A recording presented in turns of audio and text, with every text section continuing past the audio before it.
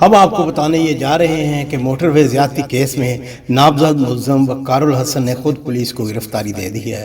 Sialkot motor وے پر گجرپورہ کے قریب خاتون سے زیادتی کے کیس میں اہم پیش رفت ہوئی ہے۔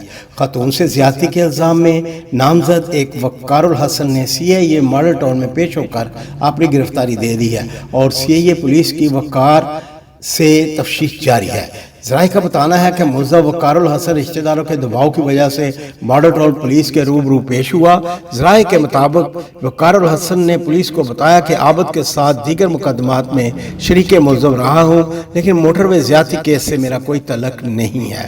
موٹر وے کیس ملزم عابد 2013 میں بھی ماں بیٹی کو زیادتی کا نشانہ بنا چکا ہے۔ لاہور موٹر وے پر خاتون سے زیادتی کے دونوں ملزمان کا سراغ مل گیا ہے۔ ذرائع کا کہنا ہے کہ وقار الحسن نے پولیس کو بتایا کہ اس کا سالہ عباس اس کا فون استعمال کرتا تھا۔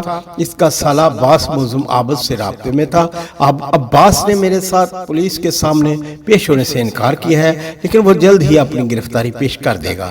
ذرائع کا بتانا ہے کہ وقار الحسن نے کہا ہے کہ اس کا سالہ عباس مرکزی ملزم عابد کے ساتھ وارداتیں کرتا تھا اور وہ مرکزی ملزم عابد کے ساتھ رابطے میں ہے۔ خیال رہے کہ وزیر اعلیٰ پنجاب عثمان بستار اور آئی جی پنجاب انعام کانی نے گزشتہ روز موٹر وے زیادتی کیس میں ملوث ملزمان عابد اور وقار الحسن کی نشاندہی کی تھی۔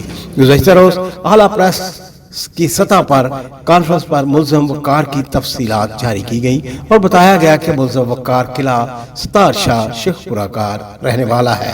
اور آئیے ناظرین، ہم آپ کو بتاتے ہیں کہ یہ عورت کہاں سے ہے، یہ خاتون کے ساتھ کیا ہوا، جنگل میں اس کے ساتھ کیا ہوا اور جنگل میں ہونے والے واقعات کے خاتون کا تعلق فرانس سے تھا۔ فرانس میں انہوں نے تعلیم حاصل کی، فرانس میں ہی جوان ہوئی، فرانس میں ہی شادی ہوئی۔ خاوند گجرانوالہ کا راشی ہے لیکن پیرس میں رہتا۔ خاوند کا میکا لاہور میں تھا۔ میکے اور سسرال کے تعلقات ٹھیک نہیں تھے۔ خاوند خاتون کو میکے جانے سے روکتا رہتا تھا۔ گھر گجرانوالہ میں، یہ گجرانوالہ میں ہی رہتی تھی۔ پڑھی لکھی، بات سمجھدار تھی۔ یہ 8 ستمبر کو شاپنگ کے لیے لاہور گئیں۔ تینوں بچے بھی ان کے ساتھ تھے۔ شاپنگ کے بعد والدہ کے گھر چلی گئیں۔ رات کا کھانا کھایا، بچوں کو نیند آ گئی تو اس نے گجرانوالہ واپس جانے کا فیصلہ کر لیا۔ والدہ روکتی رہ گئی، لیکن اس کا خیال تھا کہ خامد کو پتہ چل جائے گا تو وہ ناراض ہو جائے گا۔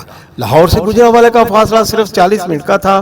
یہ اکثر آتی جاتی رہتی تھی، لہذا پریشانی کی کوئی بات نہیں تھی۔ یہ رات 12:30 بجے لاہور سے نکلی، محمود بوٹی سے موٹر وے پر آئی، گجرانوالہ کی طرف ڈرائیو کرنے لگی۔ یہ رات 1:05 پر ایسٹرن بائی پاس سے لاہور سیالکوٹ موٹر وے پر آئی۔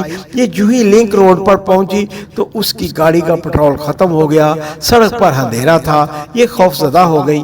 بچے پچھلی سیٹوں پر سوئے ہوئے تھے۔ اس نے فوراً اپنے خالہ زاد بھائی سرتاج شہزاد کو فون کیا تو اس نے مشورہ دیا کہ تم 130 ڈائل کر کے موٹر وے پولیس کو اطلاع دے دو، میں بھی آ رہا ہوں۔ اس نے اپنے دوست جنید کو ساتھ لیا اور یہ گجرانوالہ سے روانہ ہو گئے۔ خاتون نے ہیلپ لائن پر موٹر وے پولیس کو فون کر دیا۔ اسے بتایا گیا کہ آپ M11 کی لنک روڈ پر ہیں اور یہ موٹر وے پولیس کی حدود میں نہیں آتی۔ تاہم موٹر وے پولیس نے خاتون کو ایک مقامی نمبر بھی دے دیا۔ خاتون نے اس نمبر پر رابطہ کیا اور بتایا کہ میں اکیلی ہوں، میرے ساتھ بچے ہیں، میں اس وقت لنک روڈ پر پھنس گئی ہوں۔ اسے بتایا گیا کہ آپ فکر نہ کریں، ہم کچھ کرتے ہیں۔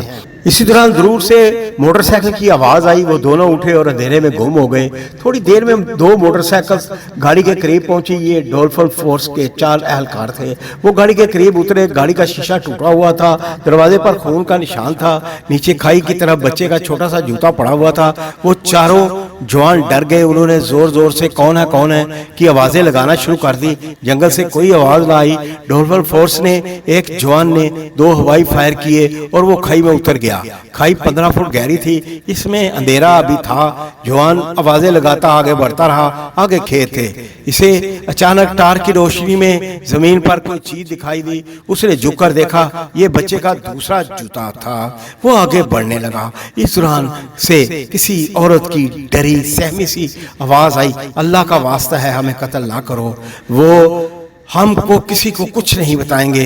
वो आवाज की तरफ दौड़ा और फिर सामने का मंजर देखकर दहल गया। सामने खेत के किनारे एक खौफजदा औरत बैठी थी, उसके कपड़े फटे हुए थे, जिस्म पर खराशें थी। तीनों बच्चे गमजदा खौफजदा उसके साथ लिपटे हुए थे और उन्होंने बच्चों को अपने दोनों बाजुओं में जकड़ रखा था। पुलिस का जवान खतून के साथ बैठ गया और उसे तसल्ली देना शुरू कर दी, मगर इसे पुलिस एहलकार, खुदा के लिए हमें ना मारो, हम किसी को कुछ नहीं बताएंगे, आप हमारी गाड़ी भी ले जाओ, हम तुम्हें और रकम भी मंगवा देती हूँ, बस हमें ना मारो। पुलिस एहलकार की आंखों में आंसू आ गए। उसने कहा, बहन आप परेशान ना हो, मैं वाकई पुलिस एहलकार हूँ। लेकिन वो इसे पुलिस एहलकार मानने के लिए तैयार थी ना थी। इस दौरान दूसरे एहलकार भी आ गए। बच्चे उन्हें देखकर मजीद सहम गए। उन्होंने माँ को जकड़ लिया।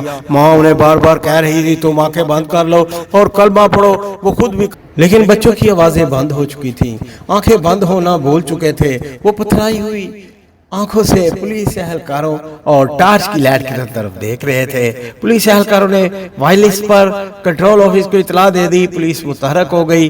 खातून एसएचओ को भी बुला लिया गया। आधे घंटे में पुलिस पहुंच गई। खातून एसएचओ ने खातून को तसल्ली दी, उसके जिस्म पर चादर डाली और उसके बच्चों को लेकर सड़क पर पहुंच गई। इसी दौरान खातून का कजन सरदार शहजाद भी पहुंच गया। खातून मेडिकल के लिए तैयार नहीं थी। पुलिस ने इसे बड़ी मुश्किल से रजामंद किया।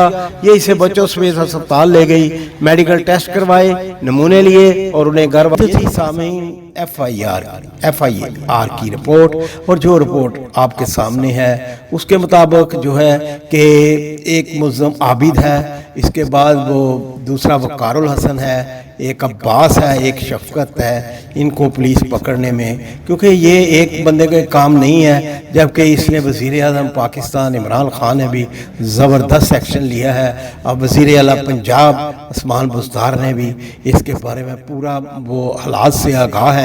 तो इसके पीछे सब पुलिस की जो फोर्सेस हैं वो लगी हुई हैं। इंशाअल्लाह जल्द ही ऐसे दरिंदों को कैफरो करदार तक पहुँच। Thanks for watching HT Shah channel को सब्सक्राइब करना मत भूलिएगा। वीडियो लाइक करें, शेयर करें और कमेंट्स ज़रूर लिखें।